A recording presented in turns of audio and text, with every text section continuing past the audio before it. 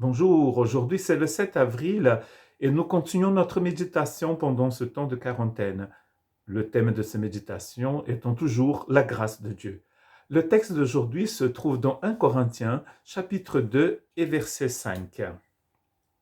Afin que votre foi soit fondée non sur la sagesse des hommes, mais sur la puissance de Dieu. Le verbe fonder me fait penser à une ville, me fait penser à une tour. Et me fait penser à Genèse chapitre 11, où nous retrouvons l'humanité dans une région de l'actuel Irak. Et là, les gens décident de construire une ville et de construire une tour. Il n'y a aucun problème à vouloir construire une ville ni à construire une tour. Le problème ici, c'est pas la construction, c'est pas Dieu n'est pas contre les villes ni les tours, mais c'est le désir que ces hommes ont de faire un nom pour eux-mêmes, d'être peut-être au top de mettre top dans le haut de cette tour à un culte à eux-mêmes, un culte à l'homme.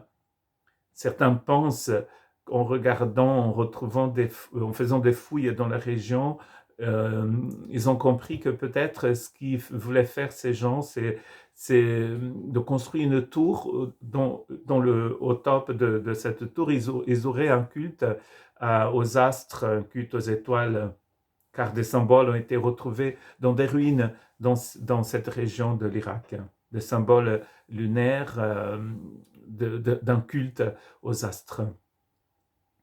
Ce qui est intéressant, c'est que Dieu va arrêter ce projet, comme beaucoup d'autres projets dans la Bible et toujours dans l'humanité. Nous voyons bien que certaines tours ont été détruites par Dieu depuis toujours, des villes, des désirs humains de se faire un nom. Ce que Dieu nous propose, c'est autre chose. Dieu, dans sa grâce, nous propose une relation rétablie avec lui-même par la mort et la résurrection de son Fils à la croix. Nous sommes en pleine semaine sainte. Dans quelques jours, nous allons fêter la mort et la résurrection du Christ. Quand Dieu intervient dans notre histoire, il nous intervient avec une autre puissance. On appelle ça une puissance d'en haut, sa puissance. C'est une puissance qui transforme notre cœur. La grâce est là pour transformer notre cœur, pour nous donner une autre façon de voir les choses. Paul, d'ailleurs, dans ce même chapitre d'1 Corinthiens, il dit ceci: « Or, nous avons la pensée du Christ. » La grâce nous donne en fait un accès à cette pensée du Christ, à cette pensée autre que la nôtre, que nous avons de faire un nom pour nous-mêmes. Un certain philosophe britannique du 19e siècle a écrit un poème très très connu dans certains milieux, où il dit que nous sommes les maîtres de notre destin, nous sommes les capitaines de nos âmes, maîtres de notre destin. C'est le même désir peut-être qu'il y avait dans le cœur de ces personnes qui voulaient construire cette tour. Ils voulaient être maîtres de leur destin, capitaines de leur âme, comme si notre âme est un bateau, nous sommes les capitaines de ce bateau. Mais nous voyons bien que notre vie est tellement courte. Avec cet événement du Covid-19, avec cette pandémie, nous voyons des personnes de tout âge être affectées par ce virus, des pays entiers arrêtés. On n'a jamais vu autant de quarantaine. Certains pensent que nous allons souffrir une dépression comme on n'a jamais eu. Peut-être la dernière fois ici en Europe qu'on a eu quelque chose de pareil, c'était après la Deuxième Guerre mondiale. Nous essayons de construire des tours aussi dans notre vie, de tours où nous allons nous sentir protégés, où nous allons faire un nom pour nous-mêmes, peut-être pour notre famille. Dieu nous propose autre chose.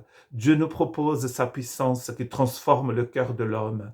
La grâce de Dieu se manifestait pour nous sauver, et peut-être nous sauver de nous-mêmes et de nos folies, de la folie de nos projets, comme dit le chant que nous chantons parfois dans nos églises.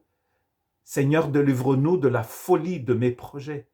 Nous avons beaucoup de projets de construction de tours qui sont de la folie. La sagesse divine nous apprend à regarder la grâce de Dieu, d'un Dieu qui s'humilie, qui descend Dieu de sa tour éternelle, se fait homme, et cette semaine même, il va mourir sur la croix et ressusciter. au troisième jour. Donc que le Saint-Esprit puisse nous aider à comprendre que la sagesse humaine, elle est limitée. Il a énormément de choses qu'elle ne peut pas faire. Elle ne peut pas ouvrir la porte de l'éternité et du royaume de Dieu. Elle peut construire des tours, mais elle ne peut pas atteindre les lieux célestes.